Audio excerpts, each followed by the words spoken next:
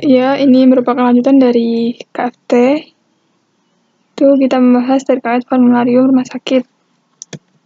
Sistem formularium itu merupakan metode yang digunakan oleh staf medis rumah sakit yang terhimpun dalam KFT untuk melakukan evaluasi, menilai, dan memilih dari berbagai zat aktif obat dan bentuk sediaan yang dianggap terbaik dalam perawatan penderita. Nah, dari formularium ini kita akan mengevaluasi penggunaan obat, kemudian melakukan penilaian, pemilihan obat, serta penggunaan obat dan formularium. Untuk evaluasi penggunaan obat, itu dilakukan dalam rangka menjamin penggunaan obat yang aman, serta cost efektif, serta meningkatkan kualitas pelayanan kesehatan. Evaluasi ini dilakukan dengan 2 cara, yaitu melakukan pengkajian dengan mengambil data dari pustaka, yaitu dengan mengumpulkan naskah ilmiah mengenai keamanan, efektivitas, dan biaya dari jurnal yang terpercaya. Kemudian pengkajian dengan mengambil data sendiri, di mana prosesnya itu terus-menerus dan sah secara organisasi yang dilakukan secara terstruktur untuk memastikan bahwa obat digunakan secara tepat, aman, dan bermanfaat. Untuk penilaian, itu obat baru yang diusulkan untuk masuk Forkit harus melengkapi beberapa jenis informasi seperti kelas terapinya, indikasi, bentuk sediaan, kekuatan, BA, farmakokinetik, efek samping, dan aspek lain. Kemudian obat yang terpilih itu merupakan obat yang bukti ilmiahnya itu tertinggi untuk indikasi dan keamanan. Bila suatu obat memiliki kesamaan indikasi dan keamanan, maka perlu dipertimbangkan terkait ketersediaannya di pasaran, harga, dan biaya yang paling murah. Kemudian pemilihan obat ini, proses penyusunan formularium keputusan diambil mempertimbangkan beberapa faktor, di mana pertama yaitu faktor institusional. Obat yang sesuai dengan pola penyakit, populasi penderita, dan kebijakan rumah sakit. Yang kedua yaitu faktor obat, dengan mempertimbangkan efektivitas obat, keamanan, profil farmakokinetik, farmakodinamik, serta kualitas obat. Yang ketiga yaitu faktor biaya, yaitu dengan mempertimbangkan biaya terapi obat secara keseluruhan, termasuk biaya sediaan obat, penyiapan, pemberian, serta monitoring. Nah, dari 3 faktor itu, maka dipilih dan biaya keseluruhannya paling rendah. Penggunaan obat non-formularium itu prinsip yang mendasari persetujuan pemberian obat non-formularium itu merupakan keadaan di mana penderita sangat memerlukan terapi obat yang tidak tercantum di formularium. Berikut ini adalah proses pengajuan obat non-formularium, yaitu di mana saat dokter pengusul mengisi formulir dan disetujui oleh kepala SMF, kemudian formulir tadi diajukan ke KFT, lalu KFT melakukan penilaian terhadap usulan yang disetujui disampaikan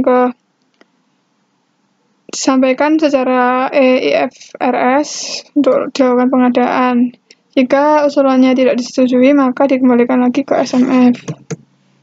Dalam penyusunan formularium, itu proses pertama yaitu proses penyusunan, dilakukan rekapitulasi usulan obat dari masing-masing SMS berdasarkan terapi atau standar pelayanan medik. Kemudian pengelompokan usulan obat berdasarkan kelas terapi, membahas usulan tersebut dalam rapat KFT dan meminta masukan. Kemudian rancangan hasil pembahasan KFT dikembalikan ke masing-masing SMF untuk mendapatkan umpan balik. Lalu, hasil umpan balik dari masing-masing SMS tadi dibahas, lalu dapat menetapkan daftar obat yang masuk ke dalam formularium. Setelah itu, menyusun kebijakan dan pedoman untuk diimplementasikan dan melakukan edukasi mengenai formularium kepada staf, serta melakukan monitoring. KFT ini bertanggung jawab dalam penyusunan revisi formularium. Seperti itu. Untuk isi formularium pertama yaitu berisi tentang informasi kebijakan dan prosedur rumah sakit tentang obat. Mencakup pemberlakuan formularium, tata laksana obat, pengusulan obat, seperti berikut.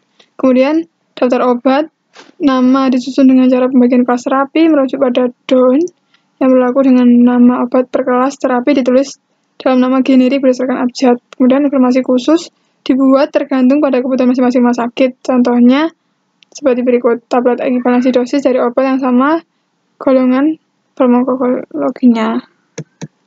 Berikut merupakan contoh dari format daftar obat dalam formularium. Bisa dilihat ada misalnya ini kelas terapi dan kategori dan PFDA.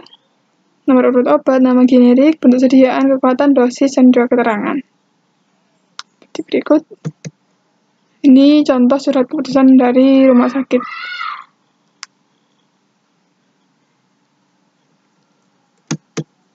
Ini merupakan contoh petunjuk penggunaan buku formularium di rumah sakit.